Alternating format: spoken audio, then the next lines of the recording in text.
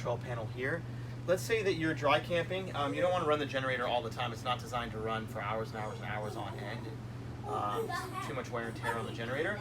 So you can run your coach off, even the fridge, everything but the microwave and the second air conditioner, or any air conditioner without using the generator, just using the batteries that are still here. There's 4 batteries that are giving you power. What we like to do is in order to do that, if the batteries are running low, you can set the generator to turn on to then recharge the batteries. So the generator, while the generator is running, is keeping the house batteries charged. And so to do that, you just press auto gen button and press enter for auto. And now it says auto on. So basically, right now the generator is on, but if the generator was off and we were using the inverter to give you 110 power from the batteries, and it's converting that. As those batteries draw to a certain level, it's going to automatically turn the generator on to recharge your batteries, and then it'll turn off once they're recharged.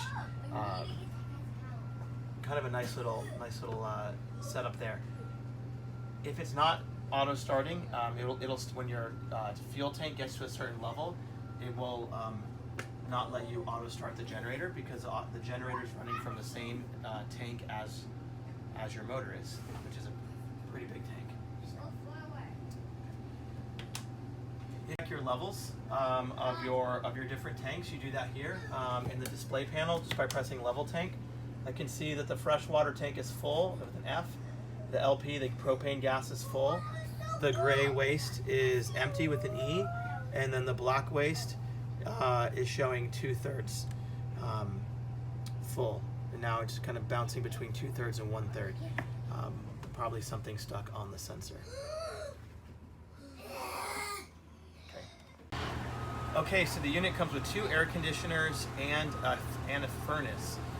Couple of things on these. First off, if you're not plugged in, you can only run 1 air conditioner off the generator. You cannot run both. You cannot run an air conditioner without a generator or being plugged in, meaning you can't run it just off the battery. It won't work. So to work the unit, you've got 3 buttons. You've got system, zone, and mode. Zone 1 is the front of the unit. Zone 2 is the back of the unit. Just know that even when it's on heat, the back of the unit does not get as well heated as the front. But a lot of times, my wife and I will actually have the fireplace on, and that helps with the back of the unit a bit. So just like any thermostat, you can adjust the desired temperature up and down here, but you're going to want to change your mode. So the first thing you're going to do is select your zone. I want to go to zone 1, and then I'm going to select which system I want. So if I press system, right now it's set to cool, or it can go to heat. So to bounce from off to air conditioning to heat, you adjust system. So cool, heat, off. Let's get it on. Let's kick on some heat. Then from heat, with it set to heat, if I just want to keep that on like that mode, and then or that system, then really there's just a gas heater or no heater on the front one. So mode turns the heater off, turns the heater on. It's going to pull from the gas, and you can adjust the temperature, and we can hear the fan coming out of the vents. The back heater, zone 2, is not.